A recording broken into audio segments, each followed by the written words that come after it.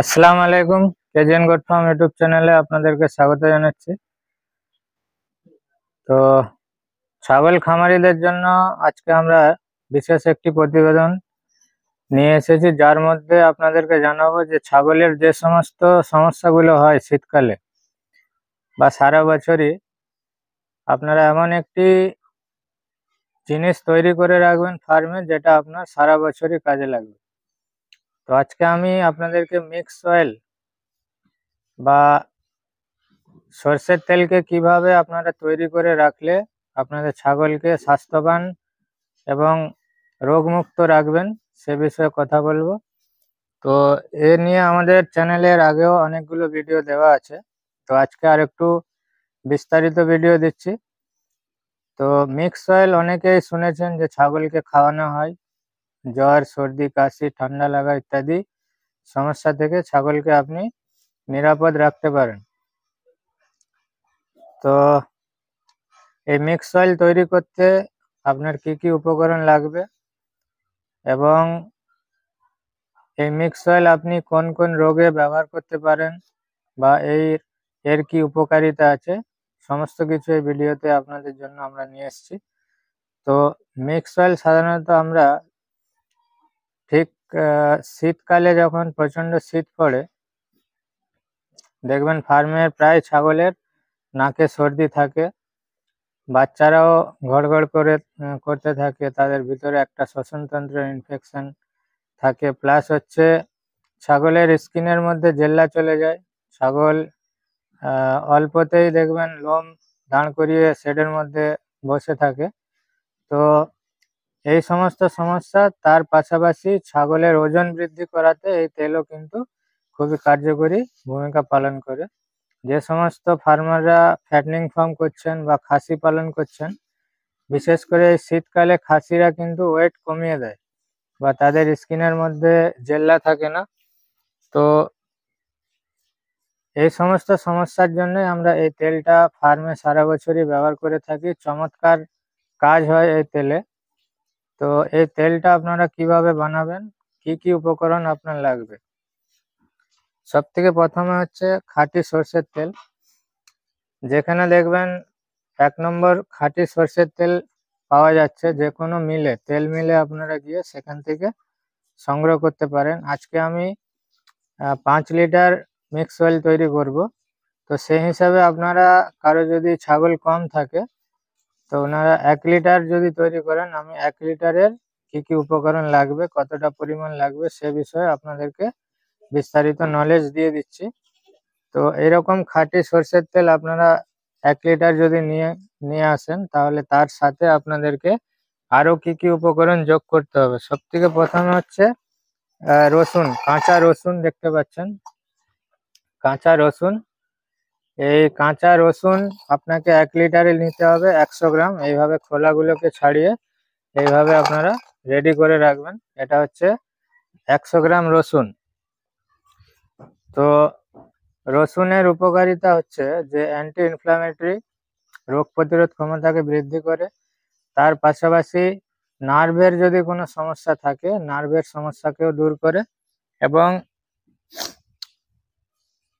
পাচনতন্ত্র, যেটা হজম শক্তি থাকে, হজম শক্তিকে ঠিকঠাকভাবে রাখে। এই তো রসুনের কাজ হচ্ছে এগুলো।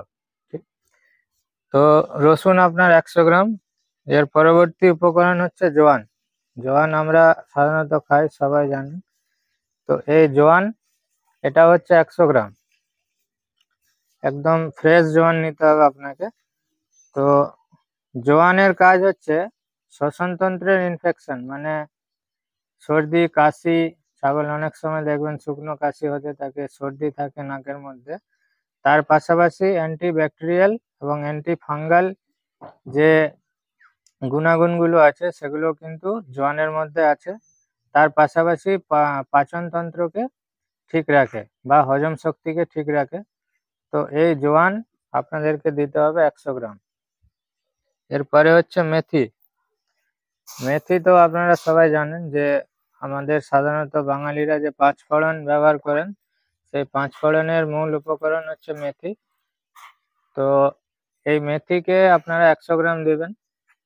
মেথির কাজ হচ্ছে যে যদি আপনারা নিয়মিত ছাগলকে মেথি খাওয়ান তাহলে ছাগলের কি হবে, রোগ প্রতিরোধ ক্ষমতা বাড়বে।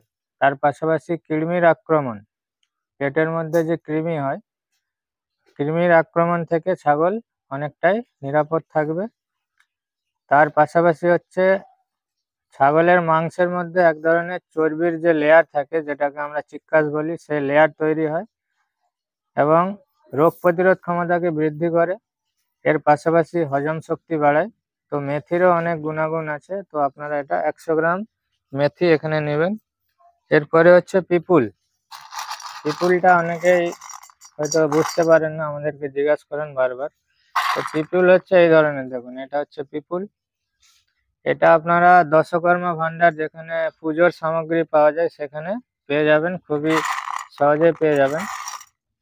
তো এরকম 100 গ্রাম পিপুল আপনাদেরকে নিতে হবে, 100 গ্রাম পিপুল। এরপরের হচ্ছে আপনার কালো জিরা, দেখতে পাচ্ছেন কালো জিরা। তো এই কালো জিরা আপনাকে নিতে হবে 100 গ্রাম। তো এই কালো জিরার গুণাগুণ হচ্ছে পাচনতন্ত্রের সঠিকভাবে এটাকে ক্রিয়াকলাপ করাতে সাহায্য করে, বা হজম শক্তি বা ডাইজেস্টিভ সিস্টেমকে হ্যান্স করে। এর পাশাপাশি আপনার লোমের মধ্যে যে মসৃণতা আনে।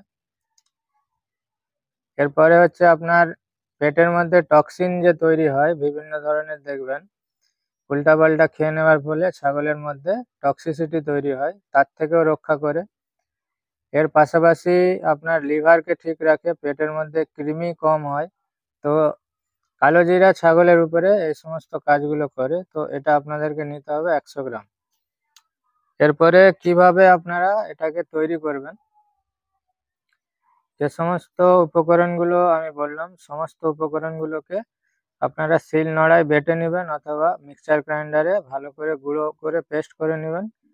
এরপরে একটা কাঠের উনুনে আপনারা হালকা লো ফ্লেমে বা হালকা আগুনে বা হালকা তাপ দিয়ে একটা হাঁড়িতে আপনি যত লিটার বানাচ্ছেন সেই তেলটাকে দিয়ে দেবেন। তেলটা একদম লো ফ্লেমে 5 থেকে 7 মিনিট গরম হয়ে যাওয়ার পরে আপনারা তার ভেতরে এই সমস্ত উপকরণগুলোকে দিয়ে দিবেন। শুধুমাত্র এই যে রসুনটা দেখতে পাচ্ছেন, এটাকে একদম বাটার দরকার নেই, হালকা শুধু থেতো করে দিলেই হবে।